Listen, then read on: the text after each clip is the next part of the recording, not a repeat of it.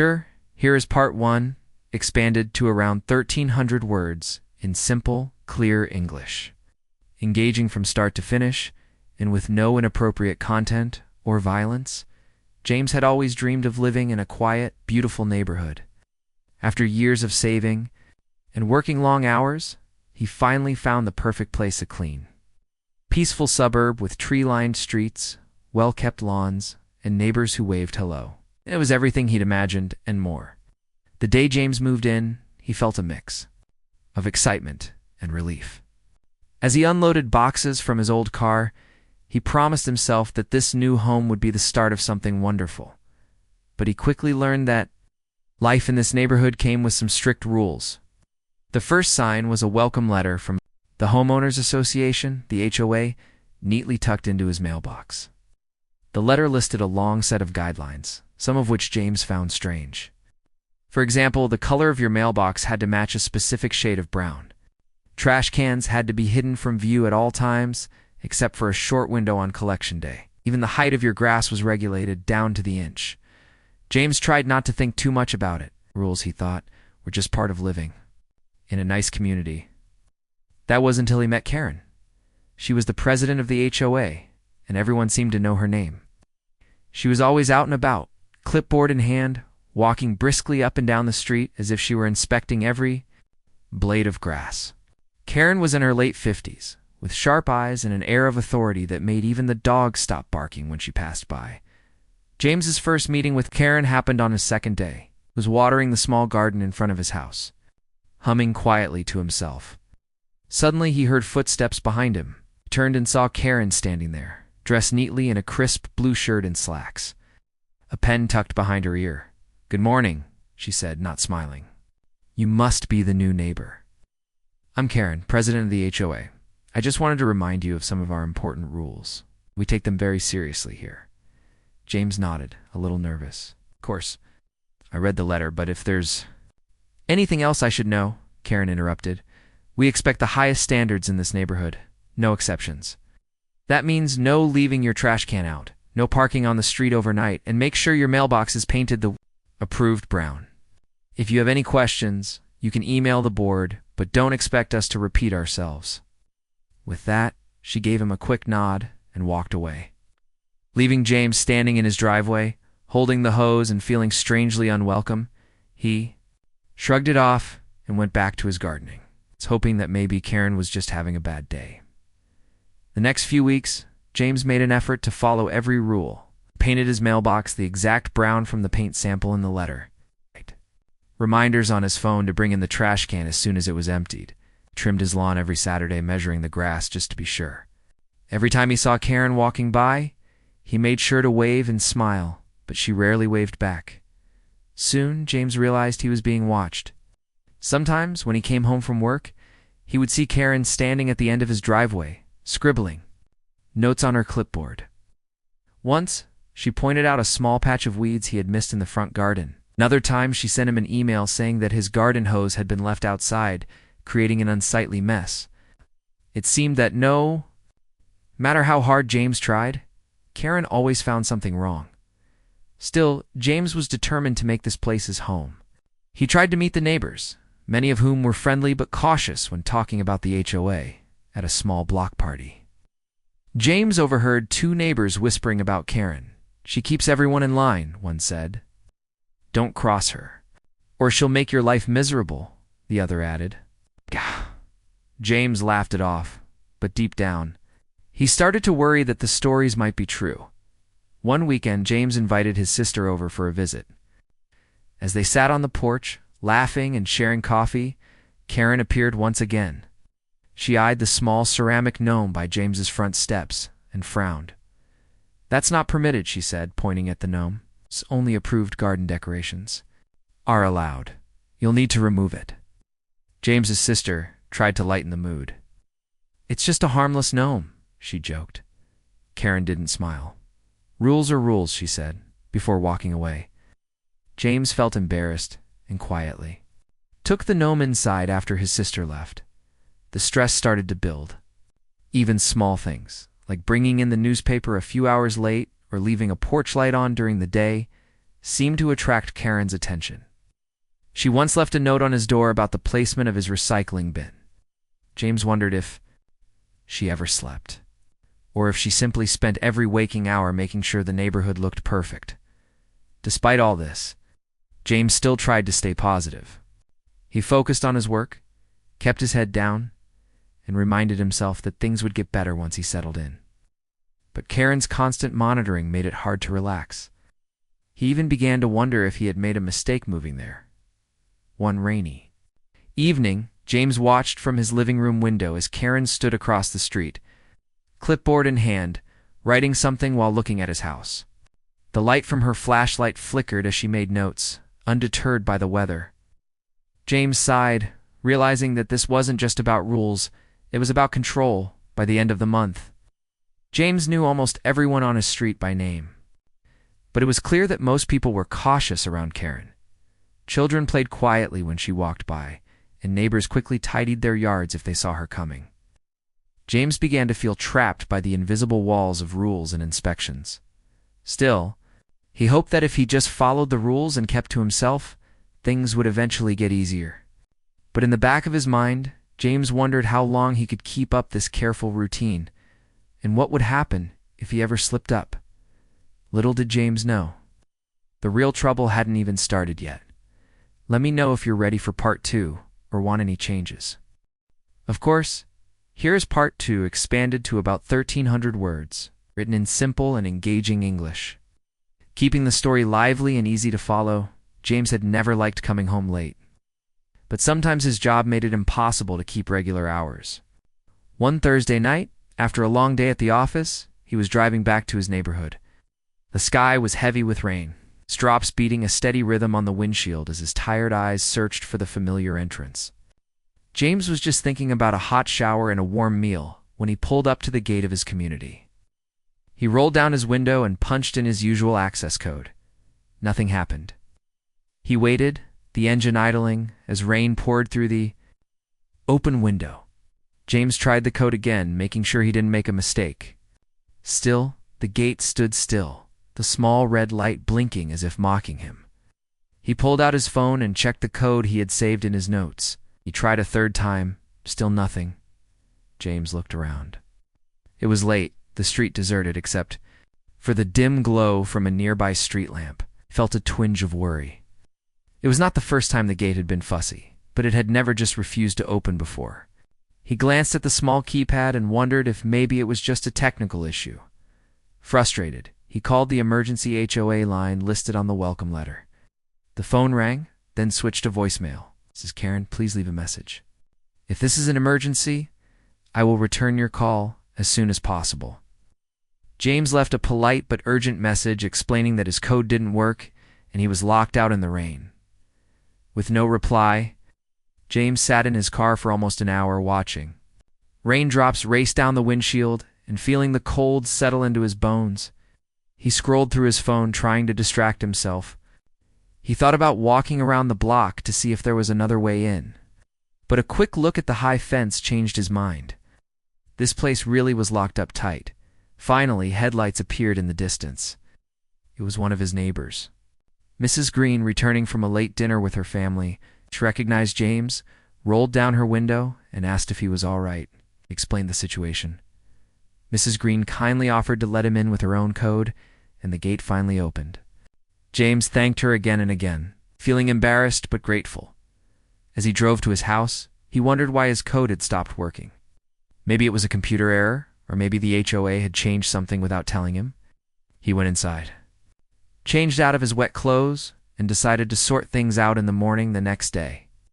James woke up early and called the HOA office again. This time, Karen picked up. Her tone was cool, almost annoyed. Before James could explain, she said, "Oh, it's you." "Yes, I saw your message." James politely explained what had happened and asked if there was a problem with his gate code.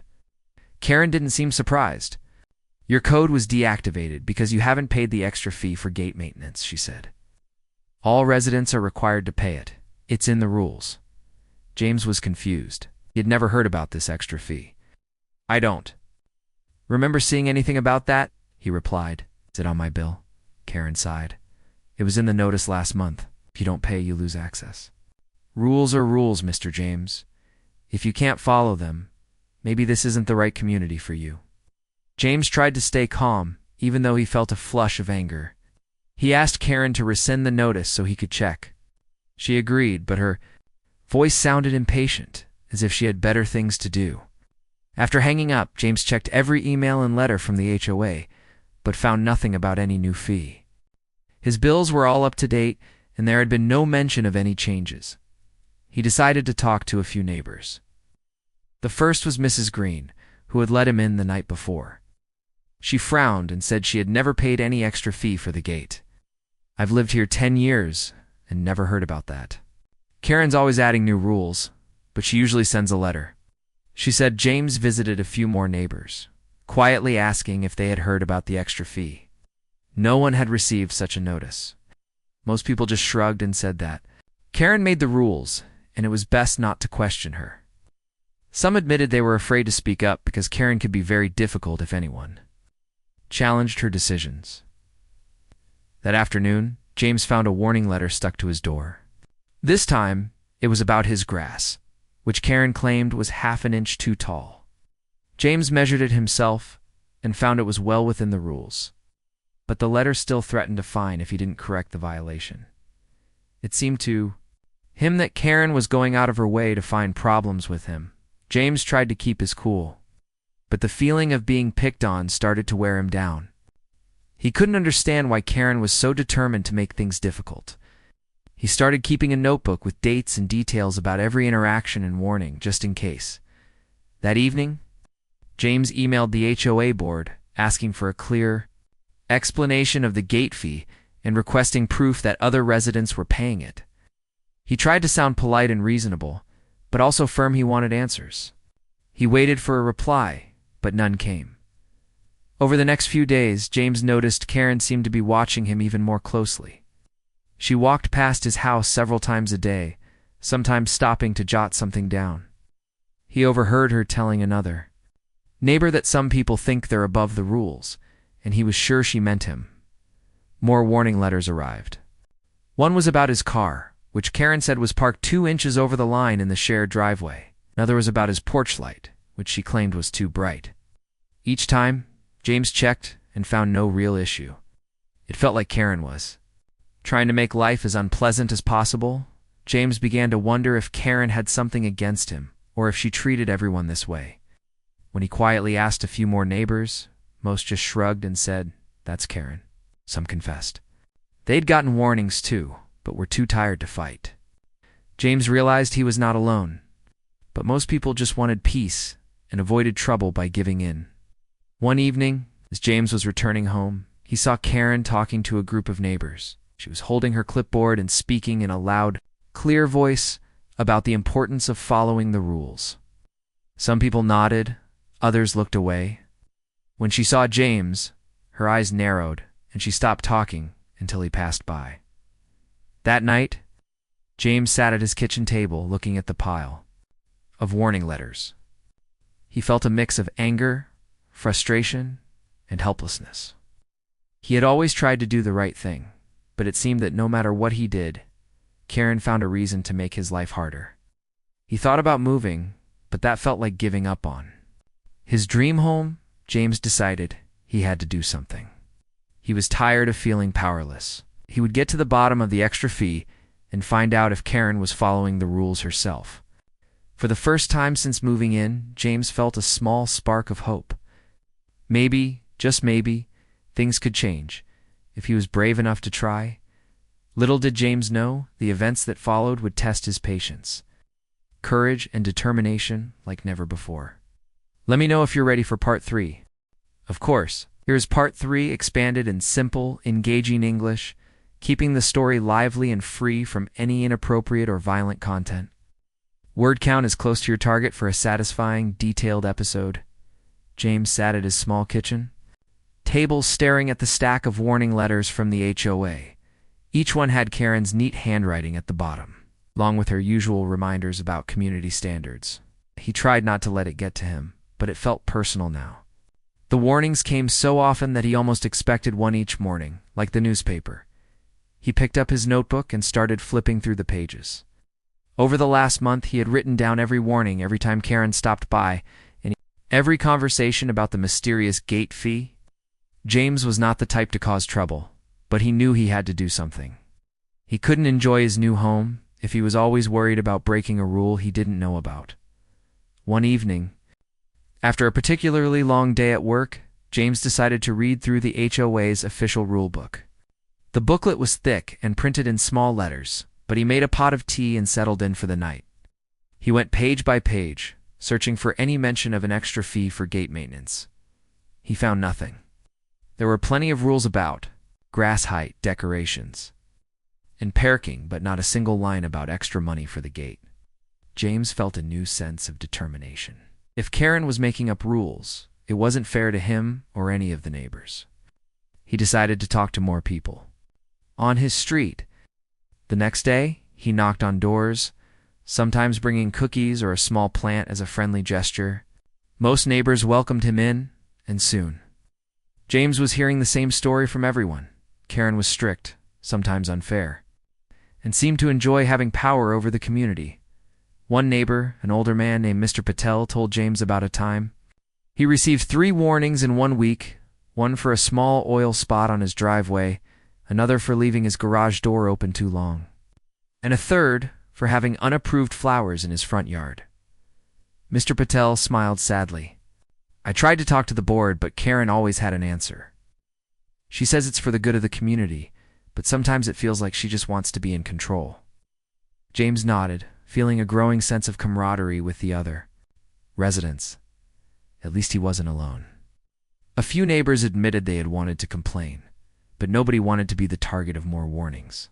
Karen, it seemed, made people nervous. James decided to write an email to the full HOA board, not just Karen. He spent a long time choosing his words carefully, trying to sound calm but firm. In the message, he described his experience with the gate, the missing fee in the rulebook, and the constant warnings he'd received. He asked for clarification about the gate fee and suggested the board review the rules for everyone's sake. He hit send and waited, not expecting much. To his surprise, he received a reply the next day, not from Karen, but from another board member named Linda. She thanked him for his message and promised to bring it up at the next board meeting. It was a small victory, but James felt encouraged. However, things did not get better right away. In fact, Karen's attention seemed to double. Over the next week, she sent James to more warnings, one for a noisy wind chime on his porch, and another for a garden hose left coiled neatly next to his flowers. James checked the rulebook again, but saw nothing about wind chimes or hoses. He wrote polite notes back each time, but Karen only replied with another warning, feeling a bit defeated. James called his friend Mark, who worked in real estate law. He told Mark the whole story, from the first day he met Karen to the night he was locked out in the rain. Mark listened carefully and asked James for details about the gate and who owned the land where it stood. That question got James thinking. The gate had always seemed like just part of the neighborhood, but he'd never really looked into who owned it. He searched public records online, and after a bit of digging, he discovered something surprising. The land with the gate and its machinery was technically city-owned, but the city was planning to sell it at a public auction. The HOA did not own the gate at all. It was about to go up for sale. James's mind started racing. If the HOA didn't own the gate, how could Karen demand an extra fee for maintenance? And what would happen if someone else bought the land? Would the neighborhood lose access completely? He decided not to say anything to Karen just yet. Instead, he gathered more information. He found the notice for the upcoming auction and even visited the city offices to ask questions. The city clerk explained that anyone could bid on the land, including private residents. James wondered if he should tell his neighbors, but he worried that Karen would find out and somehow block him from attending the auction. He decided to keep quiet for now and focus on getting ready to bid if he needed to. Meanwhile, the warnings from Karen kept coming. It almost felt like she knew James was planning something, though in reality she just didn't like being questioned. One morning, James found a note not just on his door, but also a printed notice in his mailbox warning him that continued violations could result in fines or even legal action. The letter was signed on behalf of the board, but but James. Had a feeling Karen was behind it. Despite all the pressure, James felt more determined than ever.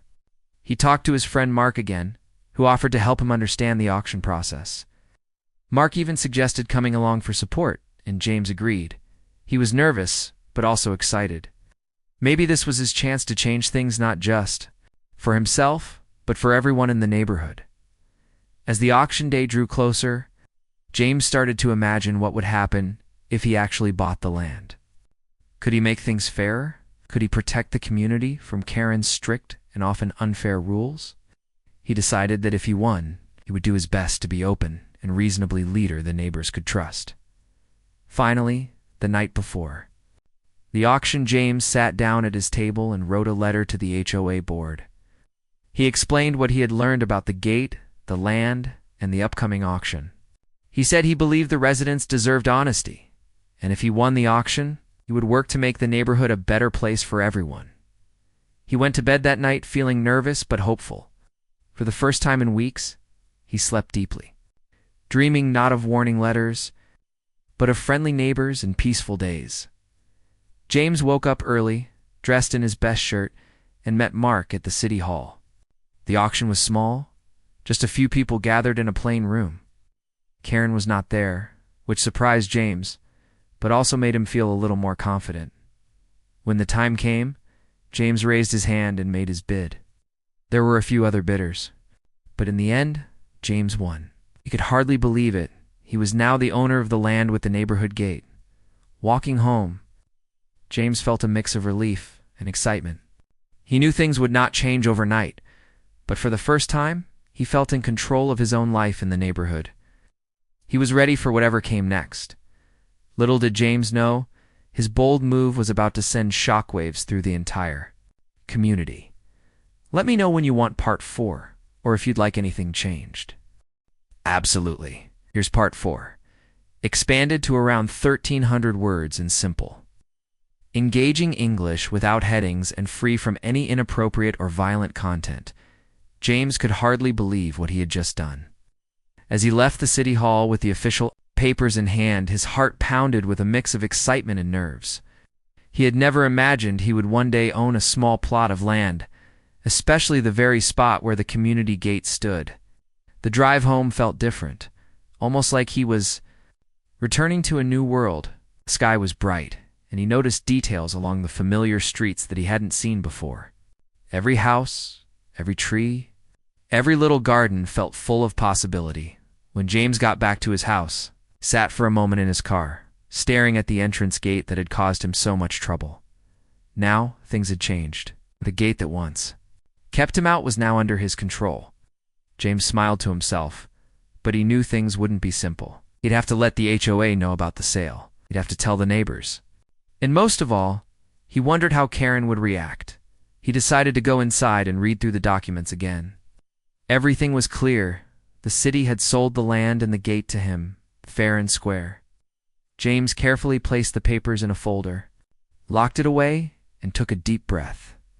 He was ready for what came next. That evening, James sent an email to the entire HOA board, attaching a copy of the deed.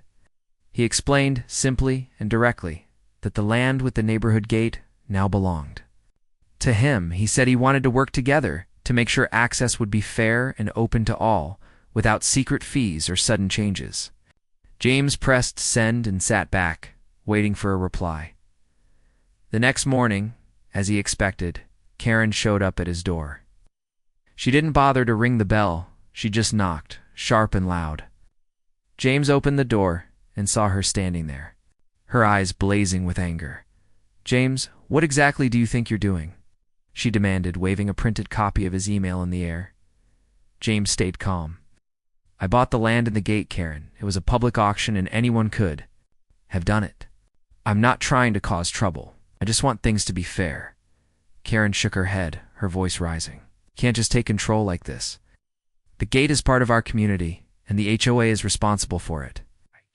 James held up the deed, pointing out the city's stamp and signature. "I followed the law. The city owned it, and now it's mine. I want to make sure everyone can use the gate without extra fees or confusion." For a moment, Karen looked stunned.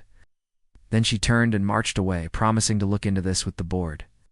James watched her go, feeling both relieved and anxious. The news spread quickly.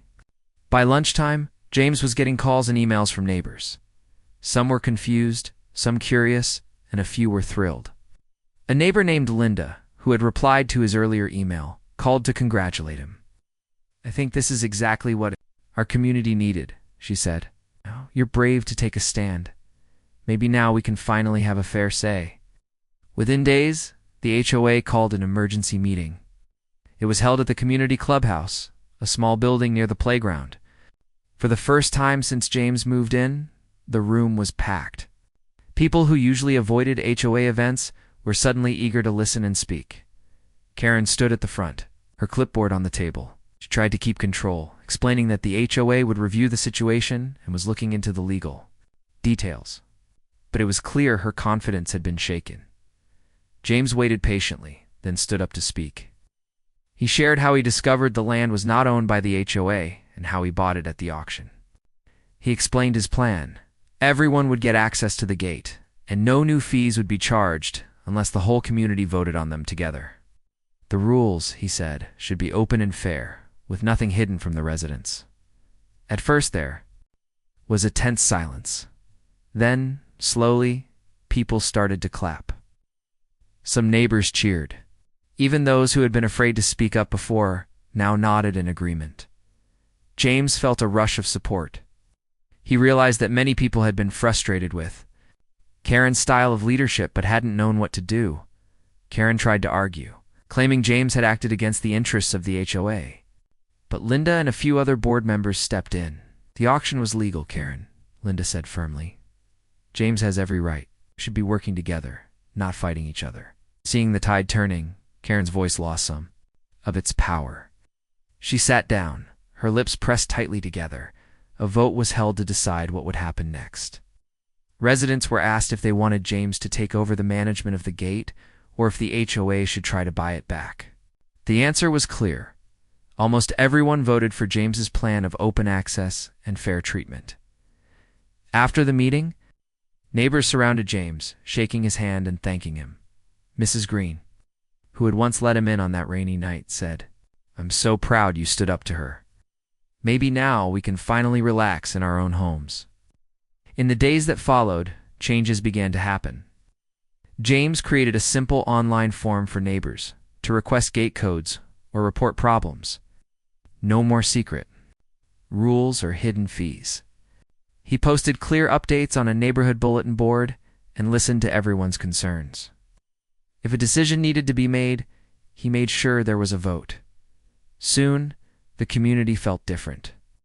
Neighbors started gathering outside in the evenings, sharing stories, and even planning small get-togethers. People who had avoided each other out of fear of breaking rules now smiled and waved more freely.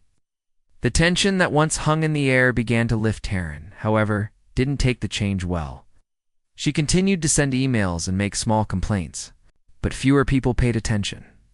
Some board members quietly suggested she take a break from her duties. Finally, at the next HOA election, a vote was held. The results were clear. Karen was asked to step down, and Linda was chosen as the new president. James was offered a seat on the board. Though he wasn't sure at first, he accepted, hoping to keep the positive changes going. At the first meeting under Linda's leadership, they agreed to review all the HOA rules and rewrite them in plain language. With input from everyone, as the new board worked together, they found that people felt happier and more comfortable sharing their opinions. Complaints dropped, and the community grew stronger. James walked through the neighborhood one sunny afternoon, greeting people by name. He felt proud not because he owned the gate, but because he had helped give the community a new spirit. Where there was once fear and frustration, there was now laughter and friendship. The old gate still stood at the entrance, opening and closing for residents as always. But now it felt like a welcome sign, not a barrier. James smiled, thinking about how far things had come and feeling excited for whatever came next. Ready for part 5? Just let me know. Of course, here's part 5, expanded in simple, engaging English. Close to 1,300 words, and free from any inappropriate or violent content. The days and weeks after the big meeting felt like a fresh start for James and the entire neighborhood. Everything seemed brighter and lighter, as if a heavy cloud had finally lifted. For the first time since moving in, James could step outside without worrying about being watched or criticized for the smallest things. He could see his neighbors felt the same way. There was a new energy in the era, a sense of hope and togetherness that had been missing for so long. James got busy learning his new responsibilities as the owner of the gate and as a member of the HOA board. He worked with Linda and the other board members to make the rules clear and fair for everyone. Instead of long, complicated letters full of warnings, the board started sending friendly messages. These notes included helpful tips about gardening, reminders for trash collection, and invitations to community events. For the first time, people felt like the HOA was there to help, not to scare or punish them. At first, there were small changes. James set up an online system where neighbors could send questions, request new gate codes, or share their ideas for making the community better. If someone had a problem, James or Linda responded quickly. Instead of feeling alone, neighbors now felt heard and supported. The difference showed in simple, everyday things. The children started playing outside more, running up and down the sidewalks, laughing without fear of being scolded. Neighbors organized a weekend picnic in the park, something that hadn't happened in years. People brought food and shared stories, some even laughing about the old days when everyone was nervous about making a mistake in front of Karen. James watched all of this with a smile, sometimes finding it hard to believe how much things had changed. He remembered his first weeks, the lonely feeling of trying to fit in, the stress of following rules he didn't understand, and the fear of another warning letter. Now, he was part of a group that worked together, listened to each other, and tried to make things better for everyone. One evening, Linda invited James and a few other neighbors over for tea. As they sat on her porch, watching the sunset, Linda thanked James for his courage. "You didn't just buy a gate," she said. "You gave everyone a chance to feel like they belong here." The others nodded in agreement, sharing their own stories of how life had changed since the board had started listening to the community. Some neighbors had been scared at first. Change is never easy, especially after years of feeling powerless. But the more they spoke up and saw their voices mattered, the braver they became. Even small suggestions like adding benches near the playground, planting more flowers by the entrance, or organizing a community cleanup turned into real projects. James made sure to celebrate every victory, no matter how small. With Karen no longer on the board, the atmosphere was relaxed. She tried for a while to keep her influence, sending emails or speaking sharply to people about how things used to be. But without support, her words lost their power. In time, she stopped attending meetings altogether. Some neighbors said she had moved away, looking for a new place to live where she could start fresh. James felt no anger toward her. He hoped she would find peace too. James learned that leading with kindness was more powerful than enforcing strict rules. When someone made a mistake, like leaving a trash can out too long or forgetting to mow the lawn, the board sent gentle reminders instead of threats. Neighbors helped each other instead of judging. People offered to water plants for those on vacation, watched pets, or simply checked in to see how someone was doing. One weekend, the neighborhood held a celebration to welcome the new changes. There were balloons, music, games for the children, and a big potluck dinner. James helped set up tables, laughing with friends he had once only waved to from a distance. As the sun set and lanterns lit up the park, people shared stories about the journey the community had taken together. During the party, Mrs. Green stood up and made a toast. "To James, for giving us back our home," she said. The crowd cheered, and James felt his eyes sting with happy tears. He knew he hadn't done it alone. It was the kindness and courage of everyone who had spoken up, stood together, and believed things could be better. The sense of unity only grew stronger over time. New families moved in, drawn by the friendly atmosphere and the stories of how the neighborhood had changed. James and Linda greeted each one personally, explaining the rules in simple words and, more importantly, inviting them to join in community events. The newcomers were amazed at how welcoming everyone was. Sometimes, when James passed by the old gate, the one that had once locked him out on a rainy night, he would stop and look at it with a smile. Now, the gate was just a simple part of the neighborhood, opening and closing for anyone who needed it. It had lost its power to divide and become a symbol of what people could achieve when they worked together. James thought about the lessons he had learned. He understood now that sometimes standing up for what's right can be hard and lonely. At first, but if you keep going and don't give up, others will join you. He knew that real change was possible when people listened to each other and treated each other with respect. Most of all, he realized that home was not just a house or a yard, but the people you share it with and the kindness you show. The community continued to grow and thrive. People planted more flowers, held movie nights in the park, and started a small book club. There were even plans to paint a mural near the entrance showing scenes of neighborhood life children playing, families laughing, and friends sharing meals. James sometimes received thank you notes in his mailbox, simple messages from neighbors who felt grateful for the changes. Each note made him smile. It was a reminder that small actions could have a big impact and that even one person could make a difference. Life was not perfect. Sometimes problems still came up, and disagreements happened, but the spirit of the neighborhood had changed for the better. When challenges arose, people faced them together, with open minds and willing hearts. James felt at peace in his home at last. He was proud of what the community had achieved, and even more proud of the friendships and memories they were building. As he sat on his porch on warm evenings, listening to the sounds of laughter and life, he knew he was exactly where he was meant to be. And so what started as a struggle with rules and barriers turned into a story of courage, kindness, and the simple power of neighbors helping neighbors. James's journey had taught everyone that sometimes to open the gate to a better life, all you have to do is believe it's possible and take the first step. Let me know if you want another story or anything else.